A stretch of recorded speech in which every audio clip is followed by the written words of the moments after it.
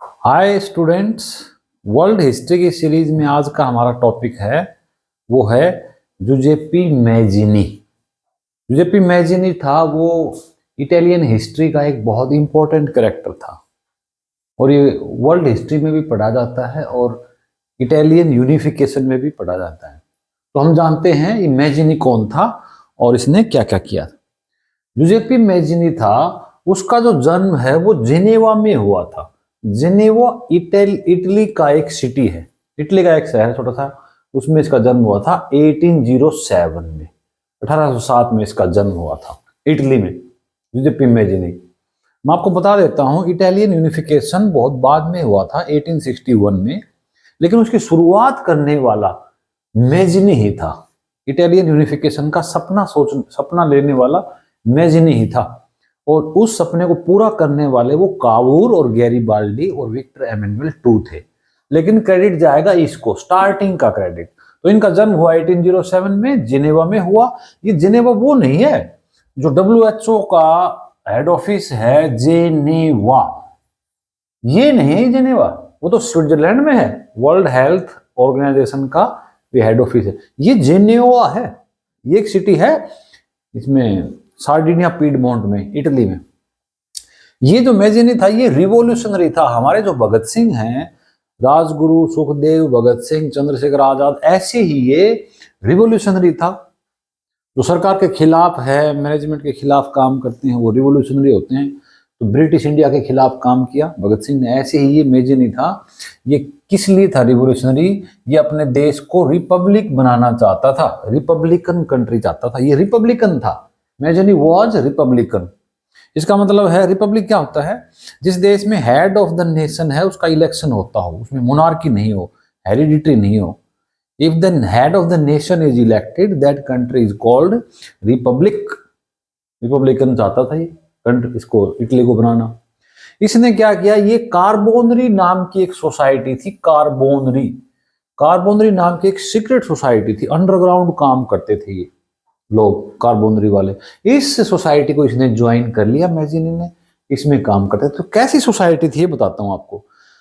जब 1815 में नेपोलियन की डिफीट होगी, उसके बाद ब्रिटेन ने, रसिया ने, पर्सिया ने, इन सब ने पूरे यूरोप को बांट लिया था और उसके बाद दोबारा से कंजर्वेटिव सिस्टम शुरू कर दिया था। पुराना मोनार्की सिस्टम था ना, वो दोबारा से शुरू कर दिया था। तो उन कंजर्वेटिव सिस्टम को खत्म करने के लिए और मोनार्कीज को खत्म करने के लिए बहुत सारे यंग मैन, बहुत सारे नौजवान अंडरग्राउंड काम करने लगे। किस प्रकार इन मोनार्कीज को, राजशाही को खत्म करें और पूरे कंट्री में डेमोक्रेसी हो, पूरे यूरोप में डेमोक्रेसी हो और रिपब्लिक बने सारे कंट्री, ये चाहते थे। तो ऐसे एक सोसाइटी थी कार्बोनरी, इसका मेंबर बन गया मैजिनी।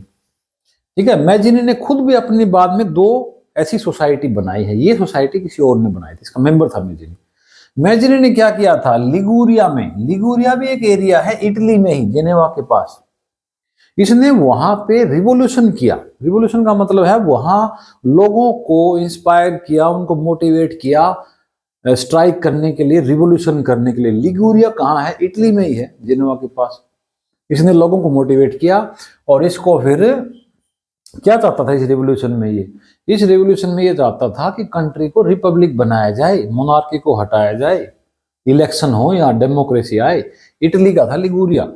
तो इस रिवोल्यूशन के कारण इसको भी अरेस्ट किया गया और इसको फिर देश से निकाल दिया। एग्जाइल क्या होता है?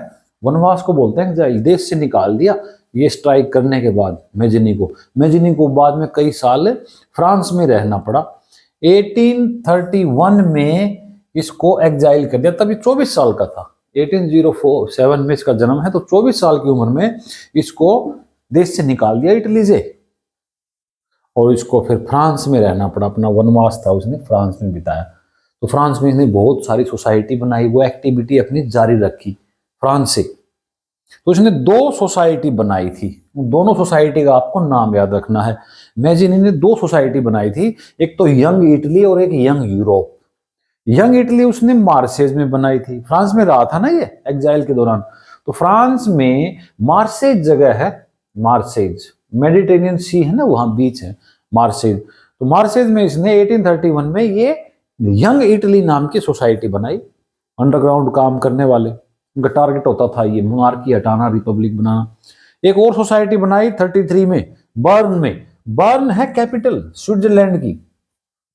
1833 में बर्न में इसने, स्विट्जरलैंड की कैपिटल है बर्न, वहां पर ये यंग इटली नाम की सोसाइटी बनाई, यंग यूरोप नाम की सोसाइटी बनाई। ये दो सोसाइटी मैजिनी ने बनाई थी, और ये कार्बोनरी मैजिनी की नहीं है, कार्बोनरी में ये काम करता था, मेंबर था मैजिनी इसका, ठीक है।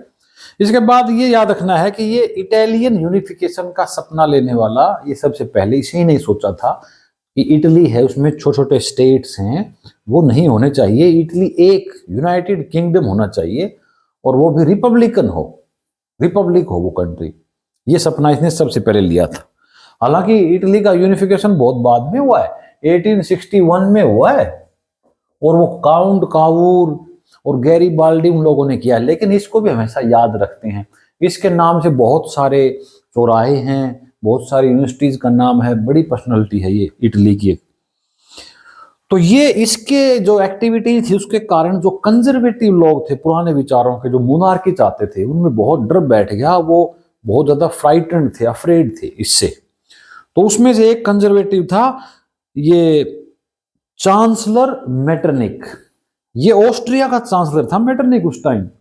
ये हमेशा एक बात बोलता था मेटरनिक, ऑस्ट्रियन चांसलर, ये वही चांसलर है जो वीना ट्रीटी को उसने हेड किया था, उसका प्रेसिडेंट था। ये कहता था मैजिनी है वो सबसे खतरनाक दुश्मन है हमारे सामाजिक व्यवस्था का, हमारा जो सोशल ऑर्डर है, सामाजिक व्यवस्था है, उसका सबसे खतरनाक जो एनिमी है, दुश्मन है, वो मैजिनी है। मैजिनी से इतना डरता था ये, क्योंकि मैजिनी बड़ा ही टैलेंटेड, अच्छा बोलने वाला, अच्छा स्पीकर था, बहुत सी आउटस्पोकन, ठीक है। तो इसके बारे में मेटरनिक बोलता था ये बात कि मैजिनी सबसे खतरनाक है, सामाजिक व्यवस्था को बिगाड़ देगा। और ये सामाजिक व्यवस्था कैसी चाहता था? मोनार्की, कंजर्वेटिव था ये आदमी, और ये कंजर्वेटिव लोगों के खिलाफ था मैजिनी, ठीक है। तो मैजिनी के कारण बाद में बहुत सारी सोसाइटी, सीक्रेट सोसाइटी, और जो लड़के थे यूरोप के, वो भी ऐसे तैयार हो गए, वो भी मोनार्की के खिलाफ और रिपब्लिकन बन गए। वो भी फ्रांस में खुल गई ऐसी सोसाइटी, जर्मनी में खुल गई, पोलैंड में भी, ये पोलैंड है, पोलैंड में भी बहुत सारी सीक्रेट सोसाइटी खुल गई, और स्विट्जरलैंड में भी, ठीक है। अब हम जानते हैं कि ये जो मैजिनी था ये क्या सोचता था, क्या कहता था। ये 4 पॉइंट भी आप याद रखना। इसका मानना था कि भगवान खुद चाहता है, भगवान खुद चाहता है कि ये जो नेशंस जो हैं वो स्मॉल पैचेज नहीं हो, वो नेचुरल हो, नेचुरल यूनिट हो मैनकाइंड की, मानवता की नेचुरल यूनिट हो। भगवान भी चाहता है कि ये नेशंस हैं नेचुरली लोग रहें, वहां मानव नेचुरली रहे प्राकृतिक रूप से। वो मानता था कि इटली है वो यूनिफाइड हो, एक हो जाए इटली। इटली में बहुत सारे स्टेट थे, पहले 13 स्टेट थे, फिर 7 स्टेट बच गए, 7 स्टेट। तो इटली है वो यूनिफाइड हो, एक किंगडम बने उसका, मतलब एक सिस्टम हो सारा। और ये चाहता था कि इटली है वो रिपब्लिकन बने, इटली शुड बी रिपब्लिकन, ये इसका सपना था, तो शुरू से था ही। और ये कहता था कि Italy could not be patch work of small states, Italy है वो छोटे छोटे स्टेट्स हैं उनका जो पैच वर्क नहीं हो सकता, it must be United Kingdom, it must be United Empire, पूरा एक साम्राज्य होना चाहिए जो एक ही मतलब मैनेजमेंट के अंदर हो, ठीक है। तो ये था हमारा आज का टॉपिक मैजिनी। अगले वीडियो में फिर मिलेंगे। Thanks for watching.